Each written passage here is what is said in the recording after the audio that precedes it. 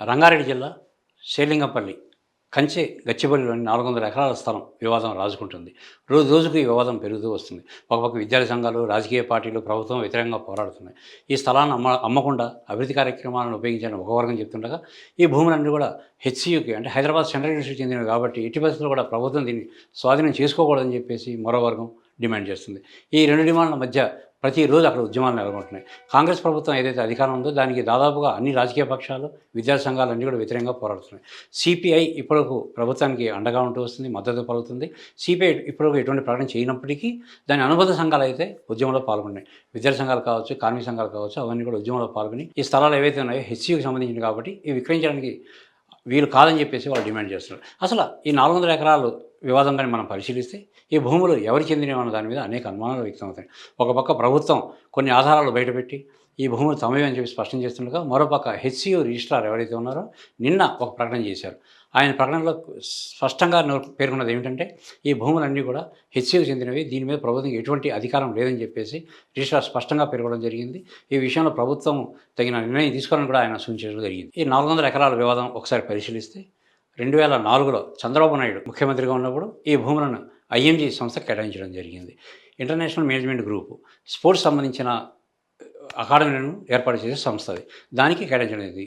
అప్పుడు ఇక్కడ 400 ఎకరాలు, తర్వాత రేవిరాల 450 ఎకరాలు, మొత్తం 850 ఎకరాలు ఐఎంజీ సంస్థ కేటాయించారు. కేటాయించిన తర్వాత ఈ భూములను కూడా బదలాయింపు జరిగింది. బదలాయింపు జరిగినప్పుడు ఈ ఈ హెచ్‌సియు ఆధీనంలో ఉన్నటువంటి ఏవైతే 500 ఎకరాలు ఉన్నాయో వాటిని ప్రభుత్వం స్వాధీనపరుస్తూ ఆ సమయంలో అక్కడ రిజిస్ట్రార్ నరసింహులు ఉన్నారు. నరసింహులతో పాటు అక్కడ ఉన్నటువంటి ఎంఆర్ఓ, డిప్యూటీ కలెక్టర్ కూడా దాని మీద సంతకాలు చేయడం జరిగింది. స్థానికంగా 3 సర్పంచ్లు సాక్షాంతకాలు పెట్టారు.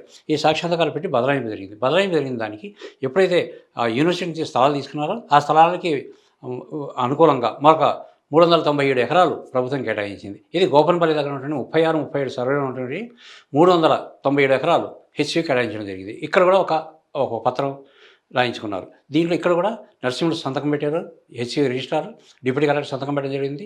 లోకల్గా ఉన్నటువంటి ఎంఆర్ఓ కూడా సంతకం పెట్టారు. ఈ 2 పత్రాలు కూడా సిద్ధంగా ఉన్నాయి. తర్వాత దీని మీద ఒకసారి సర్వే కూడా నిర్వహించారు. సర్వే నిర్వహించిన తర్వాత మెయిల్ కూడా ఇవ్వడం జరిగింది. ఈ హెచ్‌సియుకి అధికారికంగా పత్రాలు కూడా సమర్పించామని చెప్పి ప్రభుత్వం స్పష్టం చేస్తుంది.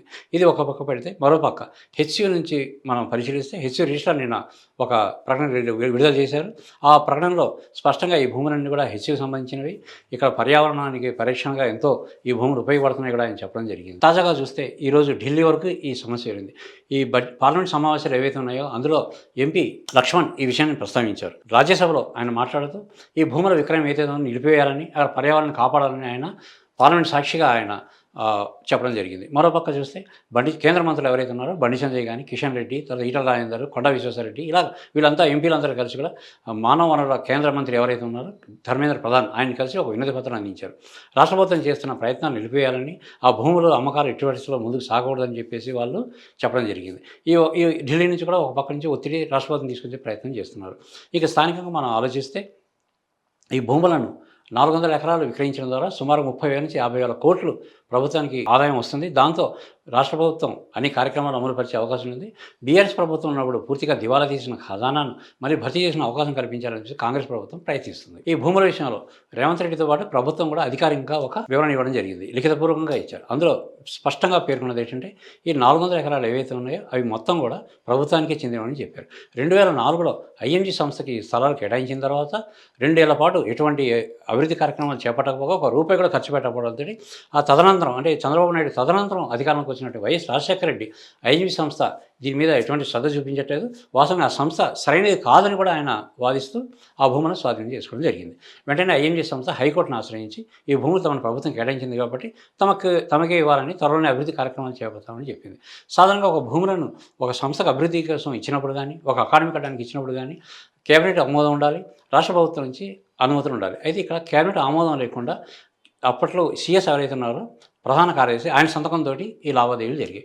ఈ అంశాన్ని హైకోర్టులో అప్పటి కాంగ్రెస్ ప్రభుత్వం అంటే వైఎస్ రాజశేఖర ప్రభుత్వం పెట్టడం జరిగింది.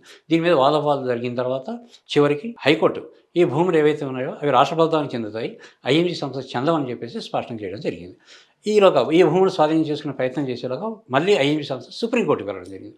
సుప్రీంకోర్టు కూడా దీని మీద పరిశీలన జరిపి ఈ భూములు ఏవైతే ఉన్నాయో తిరిగి ప్రభుత్వానికి అప్పగించాలని చెప్పి స్పష్టం చేయడం జరిగింది. ఇదంతా కూడా 2024 అంటే గత సంవత్సరం జూన్‌లో దీనికి సంబంధించిన స్పష్టమైన ఉత్తర్వులు వెలువడ్డాయి. వెలువడిన తర్వాత కేంద్ర ప్రభుత్వం ఆ భూములు స్వాధీనం చేసుకుంది. ఈ భూములు స్వాధీనం చేసుకున్న తర్వాత అప్పటి నుంచి ఈ టూరిజం డిపార్ట్మెంట్‌కి కేటాయించారు. అక్కడ అభివృద్ధి కార్యక్రమాలు జరపడం ద్వారా ఏమన్నా ప్రజలకు ఉపయోగకరమైన కార్యక్రమాలు చేయాలని చెప్పేసి చెప్పడం జరిగింది. ఇదే సమయంలో అసెంబ్లీ సమావేశంలో ఈ విషయం ప్రస్తావనకు వచ్చింది. హరీష్ రావు, కేటీఆర్ ఈ విషయాన్ని ప్రస్తావించినప్పుడు రేవంత్ రెడ్డి స్వయంగా మాట్లాడుతూ ఈ భూములను విక్రయించడం లేదని కేవలం అక్కడ అభివృద్ధి కార్యక్రమాలు చేపడతామని చెప్పారు. అయితే పరిస్థితులు మారిన తర్వాత క్రమంగా ఈ భూములు విక్రయించేయడానికి రాష్ట్ర ప్రభుత్వం నిర్ణయం తీసుకుంది. రాష్ట్ర ప్రభుత్వం ఈ భూములు విక్రయించడానికి నిర్ణయం తీసుకోవడంతో ఒక్కసారిగా అక్కడ అభివృద్ధి కార్యక్రమం చేపట్టడం మొదలుపెట్టారు. అక్కడ ఉన్నటువంటి చెట్లు, గుట్టలు తొలగించడం, భూమిని చదును చేయడం వంటివి చేయడం మొదలుపెట్టారు. అక్కడ అత్యంత విలువైన భూములు ఉన్నాయి కాబట్టి ఎంత లేదన్నా సరే 400 ఎకరాలు అమ్మితే 30,000 కోట్ల నుంచి దాదాపు 50,000 కోట్లు వస్తాయని ప్రభుత్వం అంచనా వేసింది. గతంలో బీఆర్ఎస్ ప్రభుత్వం కూడా కోకాపేట దగ్గర భూములు అమ్మినప్పుడు ఎకరం భూమి 100 కోట్లకు అమ్మడం జరిగింది. ఆ లెక్కను చూసుకోకపోయినా ఇప్పుడు ప్రస్తుతం రేట్లు తగ్గాయి కాబట్టి రియల్ ఎస్టేట్ వేగంగా లేదు కాబట్టి కొద్దిగా తగ్గించే వీలు 30 నుంచి 40,000 కోట్లు వస్తాయని చెప్పి అంచనా వేస్తున్నారు. ఆ మేరకు ప్రభుత్వం వెంటనే అక్కడ భూమి చదును చేయడం అంటే అభివృద్ధి కార్యక్రమాలు చేసి వేరే రంగం సిద్ధం చేస్తుంది. ఈ తరుణంలో ఈ విద్యార్థులు ఈ అభివృద్ధి కార్యక్రమాలు ఏవైతే ఉన్నాయో దాన్ని అటకాయించడం ప్రారంభించారు. ఎందుకంటే ఇవి హెచ్సికి సంబంధించినవి కాబట్టి హెచ్సిగా స్వాధీనపరచాలి. వేరే ప్రాంతంలో ప్రభుత్వం ఇలాంటి చర్యలు చేపట్టారు కానీ ఇక్కడ మాత్రం చేయడానికి వీల్లేదని చెప్పేసి హెచ్సి విద్యార్థులు ముందుగా ఉద్యమం చేపట్టారు. ఉద్యమం చేపట్టిన తర్వాత అక్కడ నుండి రాజకీయ వర్గాలు కూడా అందరూ రంగప్రవేశం చేశారు.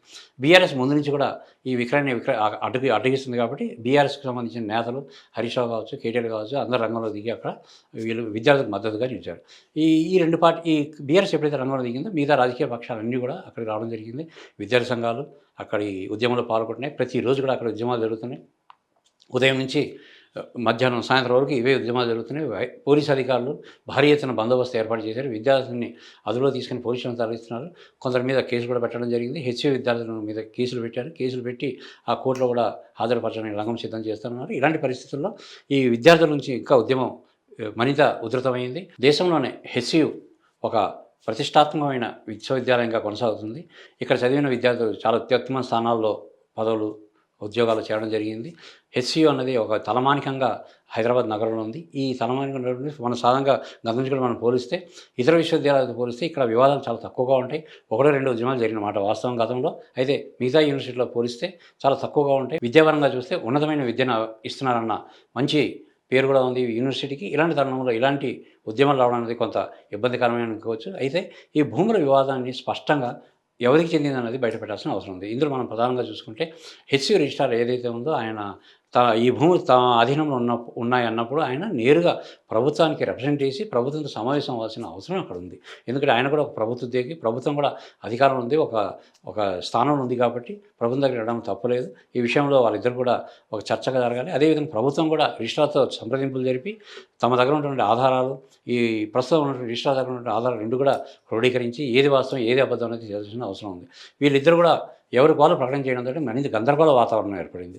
విద్యార్థులు కూడా ఉద్యమాలు చేస్తున్నారు, రాజకీయ నాయకులు ఉద్యమాలు చేస్తున్నారు. విద్యార్థులతో సమానం విద్యార్థుల నుంచి ఒక కమిటీ ఏర్పాటు చేసి, యూనివర్సిటీ నుంచి ఒక కమిటీ ఏర్పాటు చేసి, రాజకీయ నాయకులు ప్రతిపక్షాలు ఎవరైతే ఉన్నారో అందరినీ ప్రభుత్వం క్రోడీకరించి ఒక సమావేశం ఏర్పాటు చేసి వివాదం ఇంతటితో ముగుస్తుంది. అదేవిధంగా మరొక వాదం కూడా ఇక్కడ వినిపిస్తుంది. ఎప్పుడైతే విశ్వవిద్యాలయాలకు కానీ పాఠశాలకు కానీ చెందిన ఆస్తులు బదలాయింపు జరిగినప్పుడు రాష్ట్రపతిచే నియమించబడిన 6 సభ్యుల కమిటీ మాత్రమే ఈ భూములను బదలాయించే అధికారం ఉంటుంది. అయితే హెచ్సియు భూములు ఏవైతే ఉన్నాయో ఇక్కడ గచ్చిబౌలిలో ఉన్నటువంటి 400 ఎకరాలు తీసుకోవడంలో కానీ దానికి బదలాయింపుగా 397 ఎకరాలు గోపనపల్లి ఇవ్వడం విషయంలో కానీ ఎటువంటి కమిటీ కూడా పనిచేయలేదు. అయితే వీళ్ళు ఒక అధికారులు అంటే జిల్లా కలెక్టర్ స్థాయి అధికారులు ప్రభుత్వం మాత్రమే చొరవ తీసుకుని ఇలాంటి కార్యక్రమాలు పూర్తి చేశాయి. అందువల్ల ఈ ఒప్పందాలు ఏవైతే ఉన్నాయో బదలాయింపులు కానీ అమ్మకాలు కానీ కుదరవని చెప్పేసి హెచ్సి రిజిస్ట్రార్ స్పష్టం చేస్తున్నారు. దీని మీద ఒక వివరణ రావాల్సి ఉంది. ఈ విషయంలో రెండు వర్గాలు కూడా ఒక సమన్వయ సమావేశం ఏర్పాటు చేసి ఈ వివాదాన్ని ఇంతటితో ముగించాల్సి ఉంది. లేదంటే ఈ ఉద్యమం మరింత, ఎందుకంటే విద్యార్థులు జోక్యం చేసుకున్నారు కాబట్టి ఈ ఉద్యమం మరింత లోతుగా వెళ్ళే అవకాశం ఉంటుంది. ఇప్పుడు కేవలం హెచ్సికి మాత్రమే ఈ ఉద్యమం పరిమితమైంది. ఈ ఉద్యమం కానీ పెద్ద అయితే మిగతా యూనివర్సిటీలు ఏవైతే కాకతీయ యూనివర్సిటీ కావచ్చు, ఉస్మానియా యూనివర్సిటీ కావచ్చు, ఇలాంటి యూనివర్సిటీలను కూడా ఏకమై వస్తున్నప్పుడు ఇంక మరింత గందరగోళమైన వాతావరణం ఏర్పడుతుంది. ఈ గందరగోళ వాతావరణం ఏర్పడక ముందే ప్రభుత్వం తగిన చొరవ తీసుకొని సమన్వయంతో ఈ వివాదాన్ని పరిష్కరించాల్సిన అవసరం ఉంటుంది. అప్పుడే ఈ వివాదం ఇక్కడితో సమస్యపోతుంది. శాంతి భద్రత సమస్య కూడా తలెత్తకుండా ఒక సమస్యని పరిష్కరించారన్న పేరు ప్రభుత్వానికి కూడా దక్కుతుంది. ఈ విషయంపై ఇటు హెచ్సి రిజిస్ట్రార్ కూడా ఒక అధికారిగా ఆయన హోదాలో ఉన్న వ్యక్తి ఆయన కూడా చొరవ తీసుకొని ప్రభుత్వం వద్దకి ఈ వివరాలు తీసుకువెళ్ళి ఆయన అంటే ప్రకటన చేయడం కాకుండా అటు ప్రభుత్వం ప్రకటన చేస్తుంది, చీఫ్ రిజిస్ట్రార్ ప్రకటన చేస్తున్నారు, మంత్రులు ప్రకటన చేస్తున్నారు, కేంద్ర మంత్రులు ప్రకటన చేస్తున్నారు, కేంద్ర రాజ్యసభ సభ్యులు అందరూ ప్రకటన చేస్తున్నారు. ఇలా కాకుండా ఎవరికి వారు ప్రకటన చేయకుండా అందరూ ఒక బాధ్యతాయుతంగా వ్యవహరించి ఒక సమన్వయ కమిటీని ఏర్పాటు చేసి పరిష్కారం చేస్తే చాలా బాగుంటుందని ప్రజలు కోరుకుంటున్నారు.